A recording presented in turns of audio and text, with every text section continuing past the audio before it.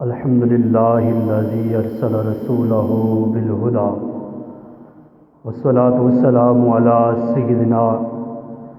سید الانبیاء محمد المصطفیٰ وعلی آلہ واصحابہ نجوم الہدی واولیاء امتہ وعلماء سنتہ اجمعین بارک وسلم ابدا ابدا.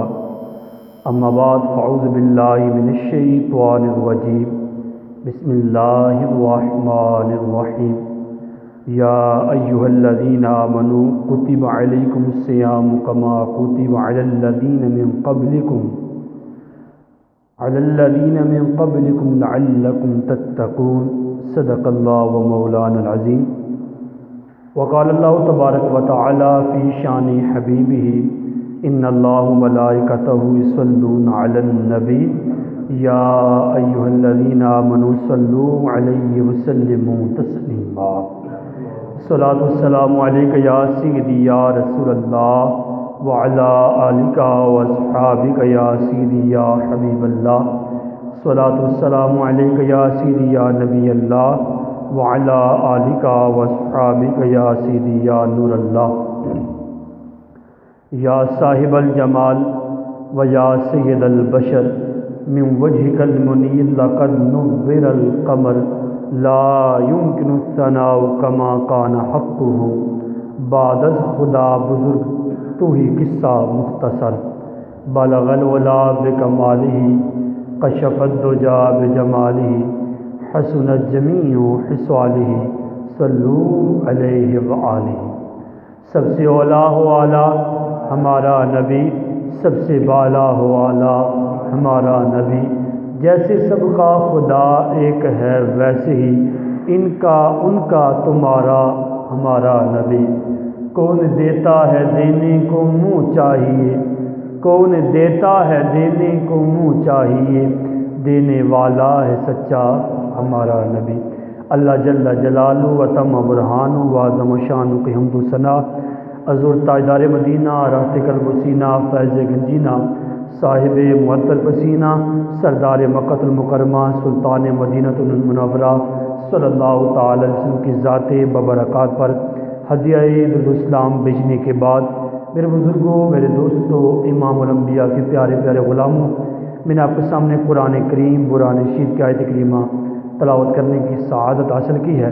اللہ تعالیٰ کی بارگاہ میں دعا ہے اللہ تعالیٰ ہم سب کو حق سن کر عمل پیرا ہونے کی توفیق عطا فرمائے. اللہ تبارک و تعالیٰ نے ہمیں ایک بار پھر موقع عطا فرمایا. اللہ کا بڑا فضل، اللہ کی بڑی رحمت ہے کہ اللہ تبارک و تعالیٰ نے زندگی میں شعبان المعظم کا مہینہ بھی عطا کیا اور ماہ رمضان کے قریب ہمیں کر دیا ہے. ہو سکتا ہے کہ اگلے جمعے کو پہلا روزہ ہو. آج 23 شعبان المعظم ہے. اسی حوالے سے استقبال رمضان کی کچھ اہمیت، فضائل، برکت، تاکہ ماہ رمضان جب ہمارا آئے تو ہم ان چیزوں سے آگاہ ہوں اور شریعت کے مطابق ماہ رمضان کو ہم گزار سکیں. اللہم بلغنا رمضان بصحت و عافیہ. یا اللہ ہمیں ماہ رمضان تک عافیت اور صحت کے ساتھ پہنچا دے. اللہ تبارک و تعالیٰ نے قرآن کریم برہان رشید کے اندر شاہ فرمایا کتب یا ایھا الذین آمنوا کتب علیکم الصیام.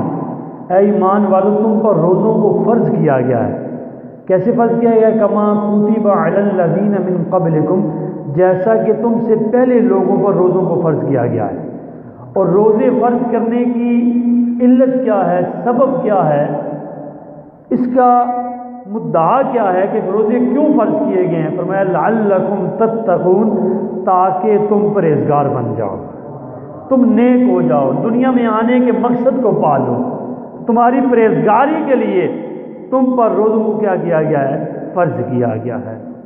روزہ کسے کہتے ہیں؟ پھر روزے کی قسمیں کیا ہیں؟ روزہ کا لغوی معنی ہے امساک، رکنا. کس سے رکنا؟ طلوع فجر سے لے کر غروب آفتاب تک کھانے پینے اور شہوات سے اپنے آپ کو روکنا، یہ روزہ ہے. جو چیزیں پہلے جائز ہیں روزے میں وہ چیزیں منع کر دی گئی ہیں. کھانے سے، پینے سے اور شہوات سے اپنے آپ کو طلوع فجر سے لے کر غروب آفتاب تک روکنا، یہ کیا کہلاتا ہے؟ روزہ کہلاتا ہے۔ اب روزے کی علماء نے کس میں بیان کی ہیں؟ روزے رکھنے والے کیٹیگری جو ہوتی ہے وہ 3 طرح کی ہوتی ہے۔ ایک روزہ رکھنے والے عوام ہے جسے کہتے ہیں صوم العموم، عوام کا روزہ، اور دوسری قسم ہوتی ہے وہ یہ ہے صوم الخصوص، خاص لوگوں کا روزہ، اور تیسرا روزہ ہوتا ہے صوم الخصوص الخصوص، خاص میں سے خاص لوگوں کا روزہ۔ اب توجہ کیجیے گا کہ ہر ایک کے روزے کی کیٹیگری کیسی ہے۔ پہلی شرط تو ہر جگہ پائی جاتی ہے، چاہے وہ عام لوگوں کا روزہ ہو، عوام کا روزہ ہو، چاہے وہ خاص لوگوں کا روزہ ہو یا اخص الخواص لوگوں کا روزہ ہو، کھانا پینا شہوات سے ہر ایک کو بچنا ضروری ہے۔ لیکن پھر بھی کیٹیگری ہے، امام غزالی نے اس کو بیان کیا ہے، فرمایا پہلا روزہ یہ عوام کا روزہ، وہ روزہ کیا ہے؟ فرمایا صوم الخصوص جو ہے، صوم العموم یہ ہے کف البدنی والفرجی عن قضاء الشہوتین، کہ اپنے بدن کو، اپنی فرج کو، شرمگاہ کو شہوت سے یعنی خواہشات سے بچانے کا نام یہ عوام کا روزہ ہے۔ اب طلوع فجر ہوتا ہے، کھانا پہلے کھانا جائز تھا، اب منع ہو گیا، پانی پینا جائز تھا، منع ہو گیا، زوجہ کے پاس جانا جائز تھا شور کے لیے، اب منع ہو گیا، یہ عوام کا روزہ ہے۔ فرمایا یہ تو چیزیں سب کے ساتھ ہیں، لیکن دوسری کیٹیگری ہے وہ ہے صوم الخصوص، خاص لوگوں کا روزہ۔ وہ روزہ کیا ہوتا ہے؟ جسے ہر بندے کو اس چیز کی ضرورت ہے کہ روزہ صرف بھوک اور پیاس کا نام نہیں ہے۔ روزہ کسے کہتے ہیں؟ خواص کے روزے کے اندر علماء نے اس کی وضاحت کر دی ہے۔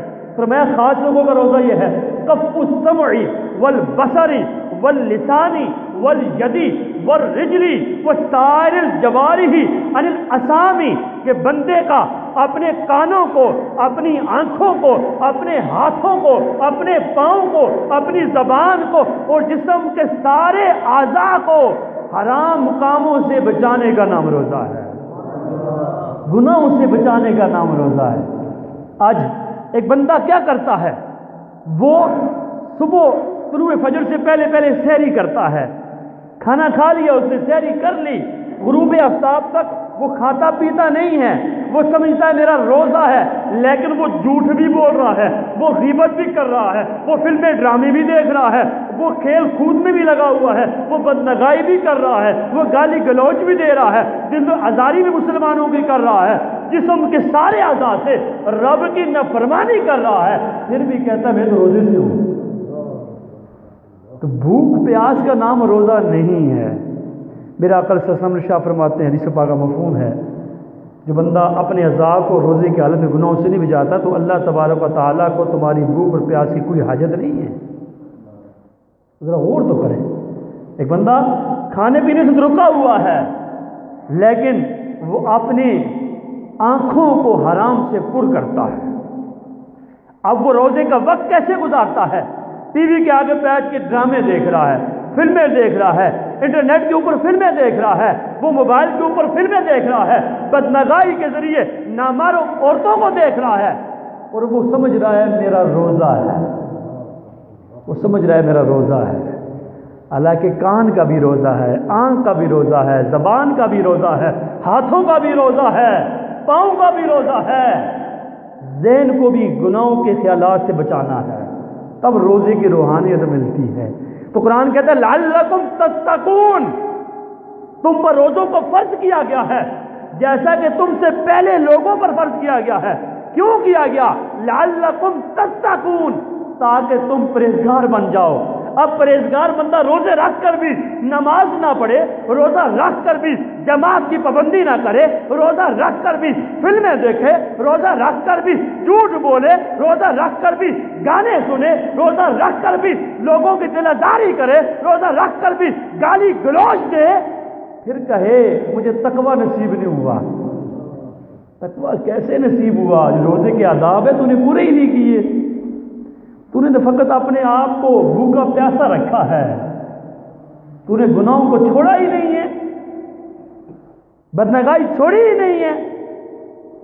اب ذرا غور کریں، قرآن کریم کیا فرماتا ہے سورہ یاسین کے اندر قرآن کریم میں اللہ تبارک و تعالیٰ شاہ فرماتا ہے الیوم نختم علی افواہہم وتکلمنا ایدیہم وتشہد ارجلہم بما کانوا یکسبون۔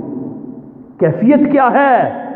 فرمایا قیامت کا دن ہوگا، ہم زبانوں پر مہر لگا دیں گے، وتکلمنا ایدیہم، لوگوں کی زبانوں پر مہر لگ جائے گی، ان کے ہاتھ ہم سے کلام کریں گے،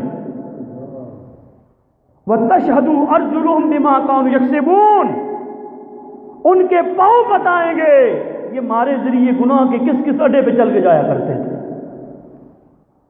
جن اعضاء کو ہم تسکین دینے کے لیے گناہ کرتے ہیں کل بروز قیامت ہمارے مخالف ہو جائیں گے۔ زبان تو بند ہو گئی ہے،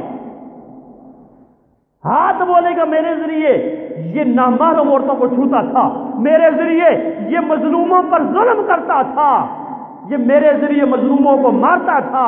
آنکھ بولے گی یہ میرے ذریعے فلمیں ڈرامے دیکھتا تھا، میرے ذریعے نامحرم عورتوں کو دیکھتا تھا۔ اب زبان صرف وہ بولے گی جو اس نے کیا ہے، بولے گی میرے ذریعے جھوٹ بولتا تھا، میرے ذریعے غیبت کرتا تھا، میرے ذریعے یہ کیا کرتا، مسلمانوں کے درمیان لڑائی کروا دیا کرتا تھا، میرے ذریعے چغل خوری کرتا تھا، لوگوں کی محبتوں کو ختم کر دیتا تھا۔ پاؤں بولیں گے میرے ذریعے یہ چل کے گناہوں کے اڈوں پہ جایا کرتا تھا۔ تو وہ اعضاء جو اللہ کی اطاعت میں نہ لگیں تو پھر بندہ کہے میں روزے سے ہوں، وہ صرف خام خیالی میں ہے۔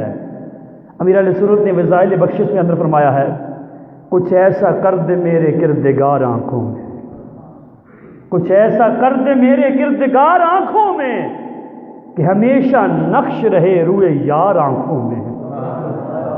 انہیں نہ دیکھا تو کس کام کی ہیں یہ آنکھیں، انہیں نہ دیکھا تو کس کام کی ہیں یہ آنکھیں کہ دیکھنے کی ساری بہار آنکھوں میں۔ اگر دیکھنا ہے آنکھوں سے تو قرآن کو دیکھو، یہ وہ کتاب ہے النظر فی المصحف عبادت، قرآن کو دیکھنا بھی عبادت کا ثواب ہے۔ آنکھوں سے دیکھنا ہے تو مکہ المکرمہ کی التجا کرو، یا اللہ مجھے خانہ کعبہ دکھا، یا اللہ مجھے سرکار کا روزہ دکھا۔ اس آنکھوں سے دیکھنا ہے تو والدین کے چہرے کو دیکھو، جو محبت اور شوق کے ساتھ ایک نگاہ اپنے والدین کی طرف کرتا ہے اللہ اسے حج مقبول کا ثواب عطا کرتا ہے۔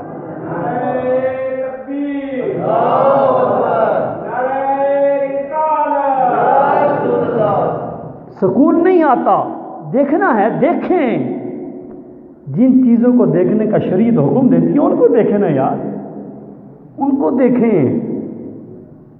سننا ہے سنیں، کوئی نہیں کہتا کہ کانوں کے اندر روئی ڈال دیں، سنیں، قرآن کی تلاوت سنیں نا یار، حضور کی نعتیں سنیں نا یار، دینی واعظ سنیں نا یار، اچھی باتیں سنیں نا یار، قال اللہ و قال رسول اللہ یہ سنیں نا یار، حدیث طیبہ کو سنیں نا یار، اچھے دروس کے اندر بیٹھے نا یار، اچھی محفل کے اندر بیٹھے نا یار۔ سننا ہے تو سنیں نا، اچھی بات سنیں نا، سننے سے تو منع کوئی نہیں کرتا، لیکن ایسا سنیں کل سننا آپ کے کام آ جائے۔ دیکھیں، ایسا دیکھیں کل بروز قیامت آپ کو شرمندگی نہ ہو، کل بروز قیامت یہ نہ کہا جائے یہ رب فرمائے میں نے تجھے نعمت آنکھیں دی تھی، اس سے پوچھتا نا جس کے پاس آنکھیں نہیں تھی کتنی بڑی نعمت ہے، تو نے ان آنکھوں سے کیا کیا ہے؟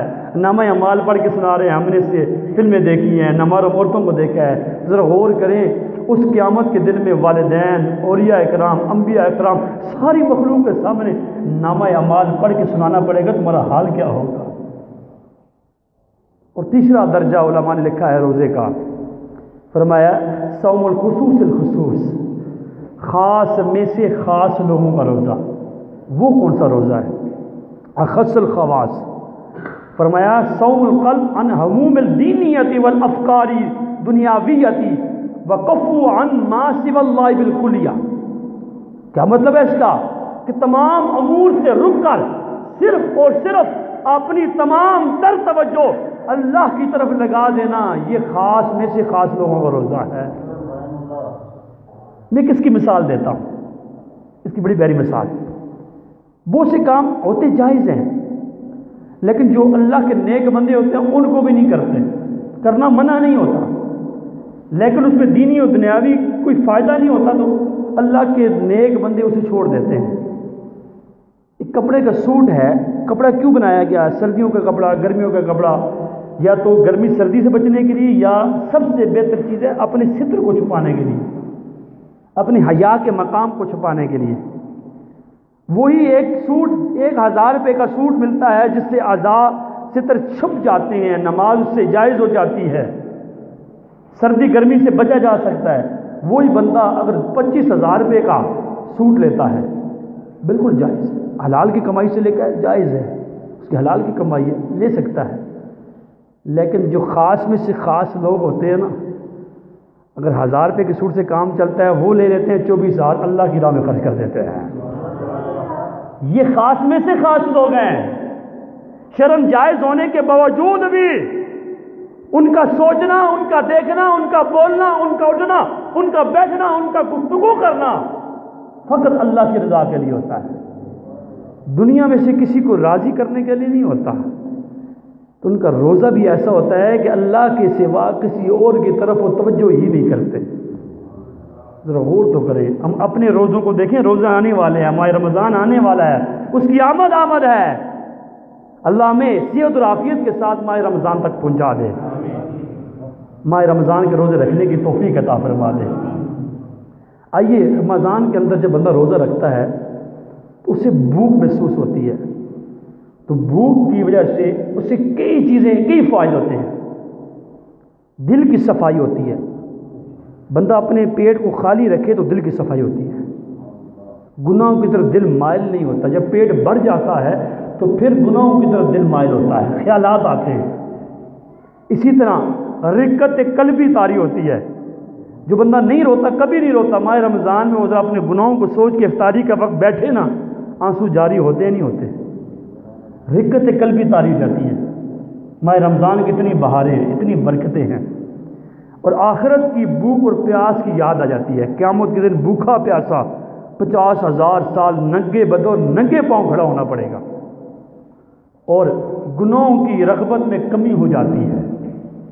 اسی طرح نیند میں کمی ہوتی ہے، عبادت میں آسانی ہوتی ہے، اور تھوڑی روزی میں کفایت کرنا، تھوڑا رزق ہو تو اللہ کی دی روزی پر شکر ادا کرنے کی توفیق مل جاتی ہے، اور بچہ ہوا خیرات کرنے کا جذبہ ملتا ہے. پیٹ بھر کر کھانے والا قیامت کے دن بھوکے، پیٹ بھر کر کھانے والے قیامت کے دن بھوکے ننگے ہوں گے.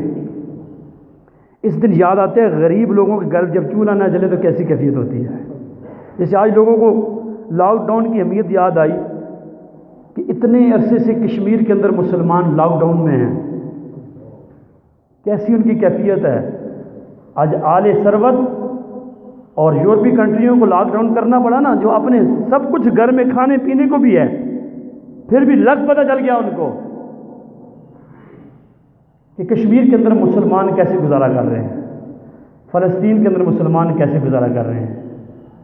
تو یہی کیفیت ہوتی ہے جب بندہ بھوکا پیاسا رہتا ہے تو غریبوں کی بھوک پیاس کا احساس ہو جاتا ہے. آئیے، وقت کم ہے، میں آخر میں ایک حدیث پاک عرض کروں گا، موضوع تو بہت لمبا تھا، آگے انشاءاللہ یہ سلسلے چلتے رہیں گے. بڑی پیاری حدیث پاک ہے. میرے آقا صلی اللہ علیہ وسلم ارشاد فرماتے ہیں، کل عمل ابن آدم یضاعف الا الصوم فإنه لی وانا اجزی بہ. حضور اکرم صلی اللہ تعالی وسلم نے ارشاد فرمایا، ابن آدم علیہ السلام کی اولاد میں سے ہر بندے کا عمل جب وہ عمل کرتا ہے، ابن آدم کا عمل، اس کا ثواب اللہ دگنا کر کے دیتا ہے. الا الصوم، لیکن روزہ ایک ایسی عبادت ہے، فإنه لی وانا اجزی بہ، فرمایا روزہ میرے لیے ہے، اس کی جزا بھی میں خود عطا کرتا ہوں. روزہ میرے لیے ہے، اس کی جزا بھی میں خود عطا کرتا ہوں. علماء نے لکھا ہے کہ اس کے اعراب جو ہے نا عربی کے، انا اجزی بہ وانا اجزا بہ، دونوں طرح سے ہیں. انا اجزی بہ کا مطلب یہ ہے روزہ میرے لیے، اس کی جزا رب فرماتا ہے میں خود دیتا ہوں. انا اجزا بہ کا مطلب یہ ہے کہ روزہ میرے لیے، رب فرماتا ہے اس کی جزا میں خود رب ہوں. قیامت کے دن روزہ دار کو رب کا دیدار نصیب ہوگا، روزہ دار کو جزا رب اپنا دیدار کی صورت میں عطا فرمائے گا۔ اب اس حدیث کے اندر کئی چیزیں بیان کی گئی ہیں۔ فرمایا روزہ میرے لیے ہے، اس کی جزا بھی میں خود دوں گا۔ وجہ کیا ہے؟ نمبر 1 علماء نے توجیہات لکھی ہیں۔ نمبر 1 یہ ہے کہ دیگر معبودان باطلہ، کسی نے مورتی کو خدا بنایا، کسی نے سورج کو، کسی نے آگ کو، کسی نے چاند کو، مختلف باطل خدا لوگوں نے بنایا ہو۔ فرمایا جو معبودان باطلہ ہیں ان کے لیے لوگ باقی ساری عبادتیں کرتے ہیں، ان کے لیے ان کے نام پہ جانور بھی ذبح کرتے ہیں، سب کچھ کرتے ہیں، لیکن ایک عبادت ایسی ہے جو صرف وحدہ لا شریک کے لیے کی جاتی ہے، وہ روزہ ہے۔ معبودان باطلہ کے لیے کوئی روزہ نہیں رکھتا تو پتہ چلا روزہ صرف اللہ کے لیے رکھا جاتا ہے۔ اس لیے رب نے فرمایا فَإِنَّهُ لِي أَنَا أَجْزِي بِهِ، روزہ میرے لیے، اس کی جزا بھی میں خود عطا کروں گا۔ اور ایک تو جی یہ بیان فرمایا نہ کھانا نہ پینا اللہ کی صفت ہے۔ شریف مسئلہ ذہن میں آ گیا۔ میں ایک جگہ ملاقات کے لیے گیا ایک شخصیت کے پاس، وہ گفتگو کرتے ہوئے لوگ بڑی بے احتیاطی کرتے ہیں۔ بے شک وہ اپنے آپ کو ایڈوکیٹ تو پتہ نہیں کیا کچھ کہتے ہوں گے، لیکن دین نہ آنا بہت نقصان دہ کام ہے۔ دین نہ سیکھنا انسان کے لیے بہت مضر ہے، بہت نقصان دہ رہتا ہے۔ وہ گفتگو کرتے کرتے کہتے ہیں اوپر اللہ بیٹھا ہوا دیکھ رہا ہے تو نیچے میں معاذ اللہ ثم معاذ اللہ نیچے میں دیکھ رہا ہوں۔ پھر میں نے اس سے توبہ کروائی، میں کہا یہ کلمہ درست نہیں ہے، یہ کہنا اللہ آسمانوں میں بیٹھا ہوا ہے یہ کفر ہے۔ اللہ جسمانیات سے پاک ہے، اللہ سمت سے پاک ہے، اللہ مکان سے پاک ہے، یہ ساری چیزیں عیب ہے، اللہ ہر عیب سے پاک ہے۔ کافی اور 2-3 باتیں انہوں نے کی، پھر اس کو میں نے رجوع کروایا، توبہ کروائی، مسئلہ بتایا۔ بے احتیاطی بہت ہو جاتی ہے، دین نہ سیکھنا یا دین کی محفل میں نہ بیٹھنا۔ جو بندہ دین داروں کے پاس بیٹھتا ہے تو الحمدللہ اس کے اٹھنے بیٹھنے گفتگو میں بڑا فرق آ جاتا ہے۔ جو اس چیز کو اہمیت نہیں دیتا تو وہ اپنے زوم میں تکبر میں ہوتا ہے، بس میں بڑا کچھ ہوں، تو وہ نقصان بڑا کھاتا ہے۔ تو نہ کھانا نہ پینا اللہ کی صفت ہے۔ کھانے کے لیے، زندہ رہنے کے لیے کھانے کا محتاج ہونا یہ عیب ہے، اللہ ہر عیب سے پاک ہے۔ نہ کھانا نہ پینا اللہ کی صفت ہے۔ جب بندہ روزہ رکھتا ہے اور دن بھر بھوکا پیاسا رہتا ہے تو اللہ کی صفت کے ساتھ متصف ہو جاتا ہے۔ اس لیے فرمایا رب نے کہ روزہ میرے لیے، اس کی جزا بھی میں خود عطا کرتا ہوں۔ اسی طرح ایک توجہ علماء نے یہ لکھی ہے، فرمایا روزے کے شرف کو اللہ نے ظاہر کیا، جیسے کہتے ہیں نا بیت اللہ، اللہ کا گھر، اللہ کا گھر کہا جاتا ہے، ناقۃ اللہ، اللہ کی اونٹنی، ٹھیک ہے، یہ شرف کے لیے۔ فرمایا جس طرح ان چیزوں کو شرف دینے کے لیے رب نے اپنی طرف نسبت کر دی ہے، اس لیے روزے ایسا عبادت ہے کہ باقی عبادتیں بھی رب کے لیے ہے، لیکن اس روزے کو اپنی طرف نسبت دے کے بتا دیا روزہ اتنی اہمیت کا عمل ہے کہ روزہ میرے لیے، اس کی جزا بھی میں خود عطا کرتا ہوں۔ اور ایک تو علماء نے لکھی ہے باقی عبادات، حج، نماز، زکوٰۃ، جتنے اعمال ہیں ان سب کی جزا اللہ تبارک و تعالیٰ نے فرشتوں کے ذمہ لگائی ہے، وہ عطا کریں گے۔ انہیں جنت میں لے جاؤ، انہیں یہ نعمت دو نماز کے بدلے، انہیں حج کے بدلے یہ نعمت دو، لیکن فرمایا الا الصوم فانہ لی وانا اجزی بہ، روزہ ایسی عبادت ہے، رب فرماتا ہے اس کی جزا فرشتے نہیں دیں گے، یہ روزہ میرے لیے، اس کی جزا میں خود عطا کروں گا۔ کتنی برکتوں والی عبادت ہے یار۔ اسی طرح قیامت کے دن باقی عبادات، دنیا میں انسان نے کسی کے حق پامال کیے ہوں گے، کسی کا قرضہ دبایا ہوگا، کسی کو مارا ہوگا، کسی کی غیبت کی ہوگی، کسی کی چغلی کھائی ہوگی، کسی کے بارے میں جھوٹ بولا ہوگا، کسی پر الزام لگایا ہوگا، اور میں ساری عبادتیں اس مظلوم کو اس کو دی جائے گی، جس پر ظلم کیا گیا ہے مظلوم کو دے دی جائیں گی جب تک وہ راضی نہیں ہوتا۔ حدیث پاک میں ہے، میرا آقا صلی اللہ علیہ وسلم نے شاہ فرمایا صحابہ جانتے ہو مفلس کون ہے؟ عرض کی یا رسول اللہ مفلس وہ جس کے پاس مال نہیں ہے، کھانے کے لیے کچھ نہیں ہے، پینے کے لیے کچھ نہیں ہے، پہننے کے لیے کچھ نہیں ہے۔ میرے آقا صلی اللہ علیہ وسلم نے شاہ فرمایا نہیں، مفلس وہ ہوگا قیامت کے دن ایک بندہ پہاڑوں کے برابر نیکیاں لائے گا، پہاڑوں کے برابر بہت زیادہ نیکیاں لائے گا، لیکن دنیا میں کسی کی غیبت کی ہوگی، کسی کو بارے میں اس نے الزام لگایا ہوگا، کسی کی دل آزاری کی ہوگی، کسی کو مارا ہوگا، کسی کا قرضہ دبایا ہوگا، کسی کا پلاٹ دبایا ہوگا، میں تفہیم کے ساتھ بیان کر رہا ہوں۔